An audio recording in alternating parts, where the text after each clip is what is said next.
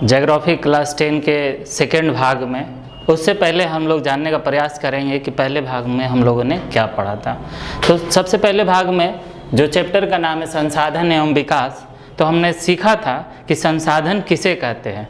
तो जो हमारी आवश्यकताओं की पूर्ति करे उसे हम लोग संसाधन कहते हैं। उसके बाद हम लोगों ने देखा था कि संसाधन कितने प्रकार के होते हैं। तो संसाधन दो प्रकार के होते हैं, एक प्राकृतिक संसाधन और दूसरा मानव निर्मित संसाधन। अब देखते हैं, उसी वीडियो में हम लोगों ने देखा था कि संसाधन का वर्गीकरण। तो संसाधन का वर्गीकरण हम लोगों ने उत्पत्ति के आधार पर देखा था, स्वामित्व के आधार पर देखा था और विकास के आधार पर देखा था। इस तरह हम लोगों ने संसाधन के बारे में शुरुआत की थी। उसके आगे का वीडियो हम लोग यहाँ से शुरू करते हैं, संसाधनों का विकास। तो संसाधनों का विकास, तो संसाधन किसी भी मनुष्य के जीवन के लिए बहुत ज़रूरी है, साथ ही साथ उनकी गुणवत्ता को बनाए रखने के लिए भी संसाधन ज़रूरी है। आज के समय में ऐसा माना जाता था कि संसाधन प्रकृति की देन है, जिसके परिणाम स्वरूप मानव ने संसाधनों का अंधाधुंध प्रयोग किया, जिसके कारण बहुत से समस्याएं उत्पन्न हो गई। जैसे मानव के लालचवश संसाधनों में कमी आ गई, मानव के लालचवश संसाधन में कमी आ गई। साथ ही साथ संसाधनों का बंटवारा, संसाधनों का जो बंटवारा हुआ वो समाज को दो भागों में बांट दिया। क्यों? क्योंकि संसाधन कुछ मुट्ठी भर लालच व्यक्तियों के हाथ में चला गया, जिसके कारण अमीर अमीर होते गए और गरीब गरीब होते गए। तीसरा कारण यह था कि संसाधन का अधिक शोषण होने के कारण विश्व में पारिस्थितिकी तंत्र में संकट पैदा हो गया, जिसके कारण बहुत से प्रॉब्लम समस्याएं उत्पन्न हो गई। जैसे भूमंडलीय तापन यानी कि ग्लोबल वार्मिंग, ओजोन परत में छेद होना, पर्यावरण प्रदूषण फैल जाना और साथ ही साथ भूमि का निम्नीकरण। तो इन सब प्रॉब्लम समस्याओं से निपटने के लिए क्या करना होगा कि विश्व में मानव और विश्व शांति को बनाए रखने के लिए संसाधनों का बंटवारा न्याय संगत करना होगा। अगर कुछ व्यक्तियों के हाथ में विश्व की प्राकृतिक संपदा चली जाती है और लगातार वर्तमान समय भी उन संसाधनों का दोहन होता है, तो हमारे जो पृथ्वी है कहीं ना कहीं संकट में आ जाएगी। तो ऐसे समय में हम लोगों को एक नियोजन की आवश्यकता है जो हमारे संसाधनों का सही रूप से प्रयोग कर सके। इसी को ध्यान में रखते हुए सतत पोषणीय विकास, जिसको हम लोग सस्टेनेबल डेवलपमेंट कहते हैं, इसका शाब्दिक अर्थ ये होता है कि विकास पर्यावरण को बिना नुकसान पहुंचाए हुए हो और विकास जो है वर्तमान पीढ़ी, जो वर्तमान प्रक्रिया है वो भविष्य की पीढ़ियों की आवश्यकता की अवहेलना ना करे। इसी को हम लोग सतत पोषणीय विकास कहते हैं। यानी अभी जितना ज़रूरत हो किसी भी संसाधन का, चाहे वह खनिज, पेट्रोल, गैस, जीवाश्म ईंधन, कोई भी संसाधन हो, उसको बहुत ही सावधानी से प्रयोग करना चाहिए ताकि आने वाले जो हमारी भविष्य की पीढ़ियां हैं उनके लिए ये संसाधन उपलब्ध हो। इसी को ध्यान में रखते हुए एक सम्मेलन हुआ, री डी जेनेरियो पृथ्वी सम्मेलन 1992। इस सम्मेलन का मुख्य उद्देश्य यही था कि संसाधनों का विकास वैश्विक स्तर पर समान स्तर से हो, गरीबी खत्म हो, रोग बीमारी जितना भी ये समस्याएं हैं, इसको ध्यान में रखते हुए ये ब्राज़ील के री डी जेनेरियो शहर में जून महीने में 1992 में ये सम्मेलन संपन्न हुआ। तकरीबन 100 राष्ट्राध्यक्षों ने इस सम्मेलन में भाग लिया ताकि वैश्विक प्राकृतिक जलवायु परिवर्तन, भूमंडलीय तापन और विश्व की जितनी भी समस्याएं हैं उनको एक साथ सुलझाने में प्रयासरत हो।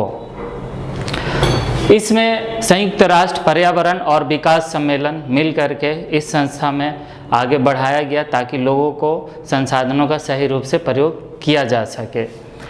आगे है एजेंडा 21।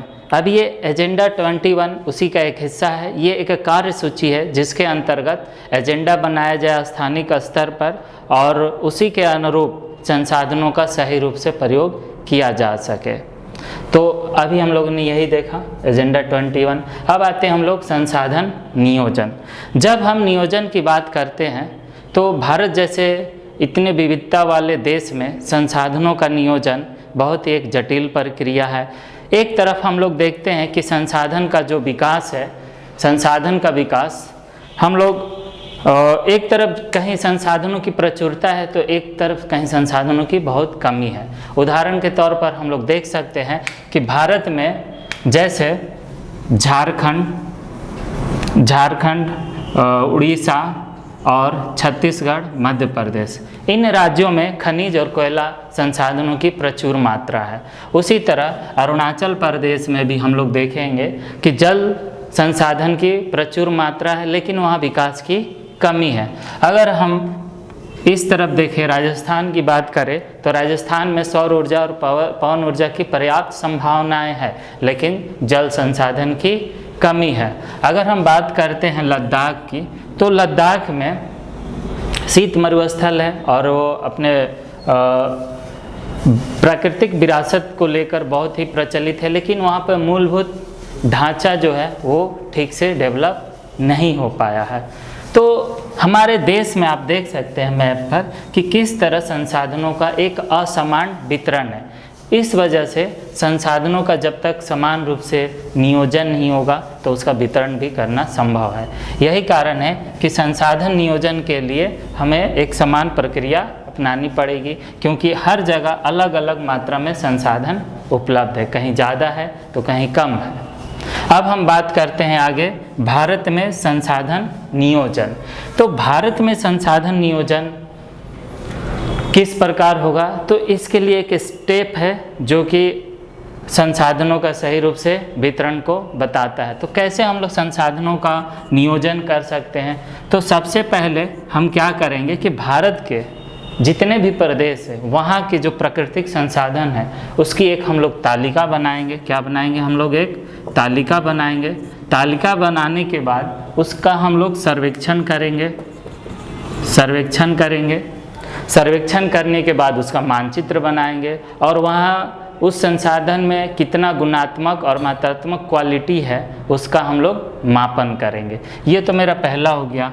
दूसरा हम लोग देखते हैं इसमें कि संसाधन नियोजन प्रोग्राम जो है वो कैसे लागू हो। इसके लिए हमें कौशल, प्रौद्योगिकी और ढांचागत संस्थाओं की ज़रूरत पड़ती है, तभी हम इसका क्रियान्वयन अच्छे रूप से कर सकते हैं। और तीसरा है जो राष्ट्रीय ये जो संसाधन प्रक्रिया है वो राष्ट्र के साथ समन्वय के साथ चले, तभी जाकर हम लोग संसाधनों का सही रूप में विकास कर सकते हैं।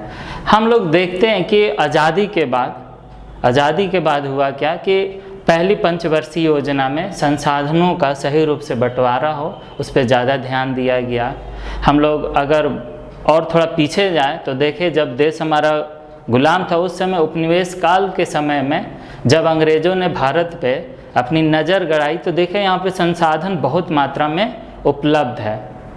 तो उन लोगों ने क्या किया कि अपने बेहतर टेक्नोलॉजी स्किल के कारण हमारे भारतीय